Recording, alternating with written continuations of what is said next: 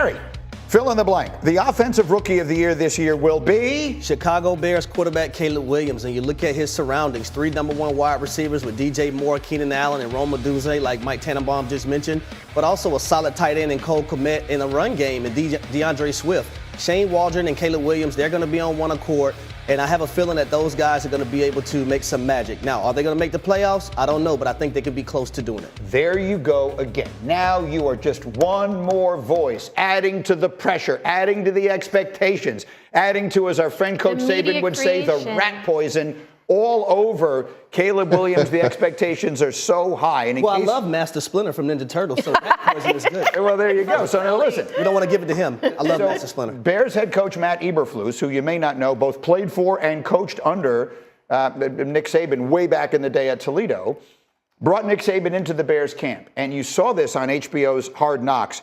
And they were talking about exactly this, about the expectations on the quarterback. If you missed it, listen to this.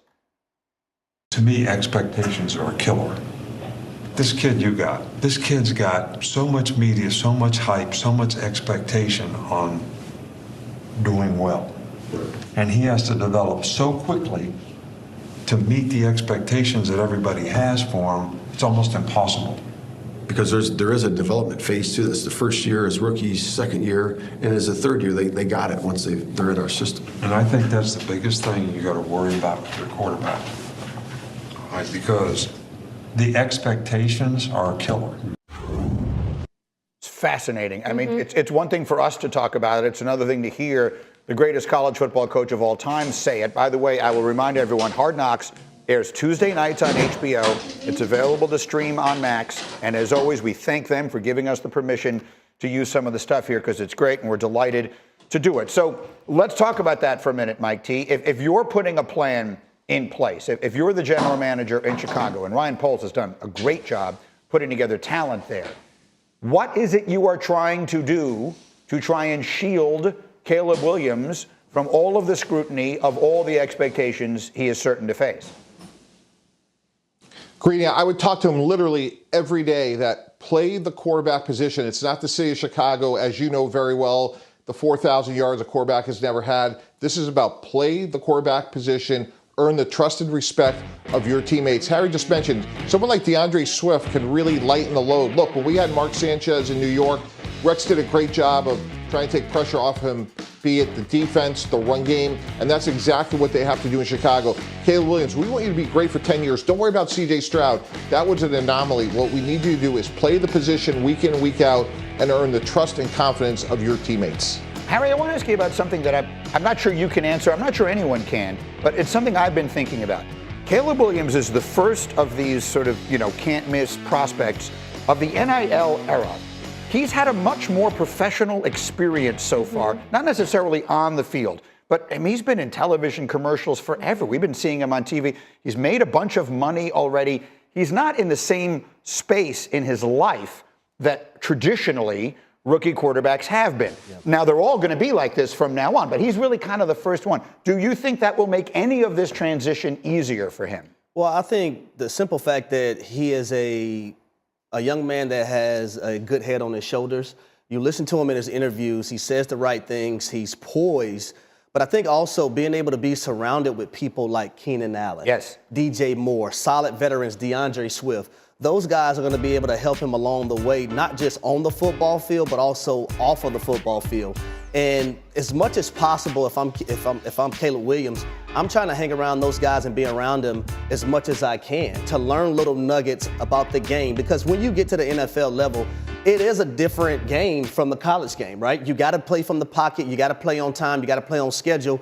And you got to let your athleticism take over when the play presents itself, basically. Yeah, I get it. And that part of it he has to learn just like all other rookies do. But do you understand what I'm getting at here? Is that most, up until now, he's already been a pro. Yeah, that's what I mean. He's been a pro in the business. All these other guys have come in and had to figure out that side of it too. Where am I going to get my endorsements? All of a sudden, I've got a bunch of money. I've never had money before. Like, he's in a different place. He is.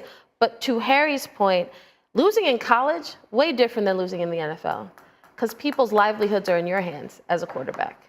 Your job, your coach's job, families, where people are going to live, all of that is on you. That's a different thing. Anytime, whenever I talk to rookies or kids that are about to get drafted, I always say, don't pray to go one.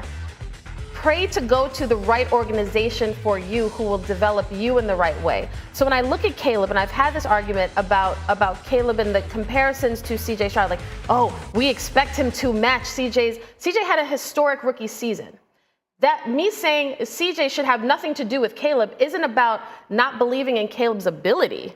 It's about forget CJ for a second, because we're going to compare him to CJ, but we're also going to have to compare him to Jaden and Drake and JJ McCarthy. This is about Caleb's story with the Chicago Bears, a franchise, as you know, that has been dying to find the guy, to nail it and to develop him and to win Super Bowls. That's what the plan is. So when you have high expectations, you also need to have some patience with these kids, because it's not just, I'm telling you, watching guys, Baker Mayfield, all these guys that went number one, Josh Allen, Lamar, they're used to winning. Even Sauce Gardner and Garrett Wilson, they're used to winning in college, and then they come to the NFL and they're like, what is this? Yeah. That is psychologically, that takes a different toll, and that's also part of the growing process for them. Yeah, listen, there are going to be expectations, but at the same time, you have to be a realist and understand that reality has to sink in too. This is a rookie quarterback. Yeah. He's going to go through the ebbs and flows of the game. And C.J. Stroud did have a few of those. Yep. He had a few ebbs to go with the highest ever of flows. Yeah. And I will say this to Mike T, to give credit to a member of your profession. And Ryan Poles has done a great job there. I may have my questions about the coaching situation, but boy, have they put the kid in as good a situation from a talent in the locker room standpoint as you could possibly imagine.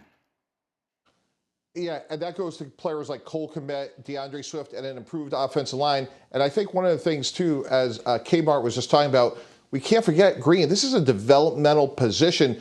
Baker Mayfield's a great example. Baker Mayfield's a different player and candidly a different person when he was drafted from Cleveland to where he is today. So, and Greeny, you know this market better than anybody, but they do need to be patient. They need to let him have 3 interceptions and know that the sun's going to come up tomorrow.